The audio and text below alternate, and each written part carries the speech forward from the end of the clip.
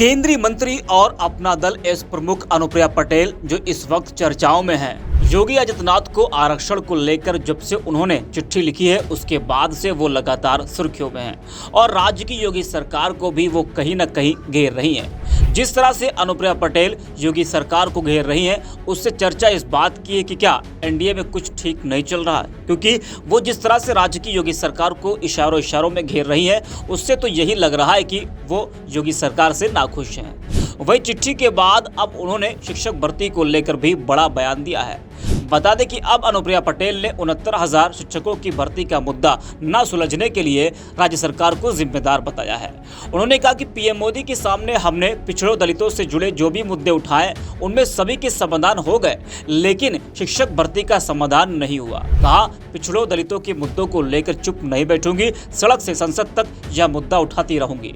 लेकिन जिस तरह से अनुप्रिया पटेल ने अपने तेवर अब दिखाए हैं, अगर यही तेवर चुनाव से पहले दिखाती जब तमाम शिक्षक अभ्यर्थी धरने पर बैठे थे, 600 दिनों से ज्यादा दिन तक धरने पर अभ्यर्थी बैठे रहे, लेकिन जो अब पिछड़ों के हमदर्द बन रहे हैं उनकी बातें कर रहे हैं, अगर कोई उस वक्त करता तो शायद उनका समाधान निकल गया होता। लेकिन नहीं, पिछड़ों के नेताओं ने अपनों पर जुल्म होते हुए तो देखा लेकिन उनका दुख दर्द नहीं समझा। अब हमदर्दी दिखाई जा रही है। जरा आप भी सुनिए अनुप्रिया पटेल ने क्या कुछ कहा है। उठाया वो हल नहीं हुआ, किसी कारणवश हल नहीं हो पाया और वो सवाल 69,000 शिक्षक भर्ती का था जिसको हम उठाते रहे, बार बार उठाते रहे और अपना दल के अलावा किसी ने नहीं उठाया।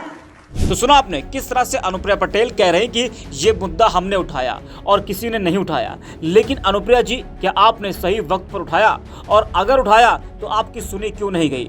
आप तो एनडीए का हिस्सा है, केंद्र में मंत्री भी हैं, राज्य में आपके पति मंत्री हैं, उसके बावजूद भी आपके समाज की आवाज सुनी नहीं गई।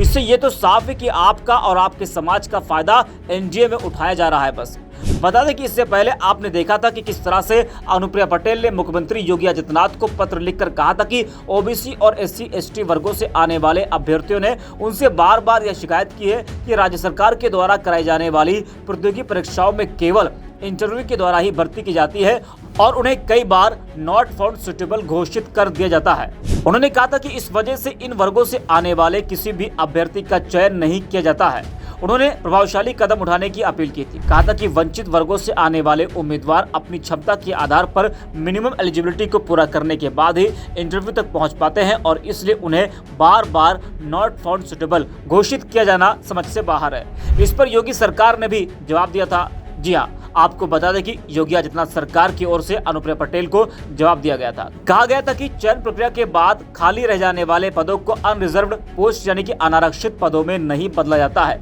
बल्कि उन्हें अगली भर्ती प्रक्रिया के लिए आगे बढ़ा दिया जाता है। तो अब जब अनुप्रिया पटेल ने शिक्षक अभ्यर्थियों का मुद्दा उठाया तो इस पर सोशल मीडिया पर भी तमाम लोगों की प्रतिक्रियाएं देखने को मिल रही हैं। अमरेंद्र सिंह पटेल बाहुबली ने एक्स पर लिखा कि जैसा कि आज अखबारों में प्रकाशित है कि 69,000 शिक्षक भर्ती का मामला हल कराने की तरफ माननीय दीदी अनुप्रिया पटेल जी ने प्रयास तो किया पर मुद्दा हल ना हो सका। उसका कारण क्या? हम पिछले दलित होने की सजा पा रहे क्या? हम गरीब घर से आने के कारण झेल रहे हैं। दीदी हमारे समाज से आती हैं और ये भी सच है कि सरकार में शामिल होकर अपने समाज की बात अपनी कितनी सरकार में ताकत है उतनी जोर से रख रही हैं। मुझे पूरा भरोसा है समाज पर और इस सरकार में समाज के मुद्दों और अधिकारों की वकालत कर रही दीदी अनुप्रिया पटेल जी पर और अपना दल सोनेलाल पार्टी पर कि अब हमारे मुद्दे को तत्परता से हल कराएंगे। इस मुद्दे को पूरा प्रदेश बड़ी उम्मीद से भी देख रहा है कि सरकार में शामिल समाज का प्रतिनिधित्व कर रहे नेता अपने पिछड़े दलित वर्ग के इन 6800 चयनित शिक्षकों को नियुक्ति पत्र कब दिलाएंगे और उम्मीद है कि समाज जरूर इस मुद्दे को भी ध्यान में रखकर आगे भी अपना पक्ष तय करेगा। हम 5 साल से न्याय की उम्मीद में हैं और बस न्याय चाहते हैं। अनुराधा लिखती है कि 69,000 शिक्षक भर्ती में आरक्षण की गड़बड़ी नहीं करा पाई ठीक। यह कहना है उत्तर प्रदेश की ओबीसी की बड़ी नेता और मोदी की मंत्री अनुप्रिया पटेल जी का।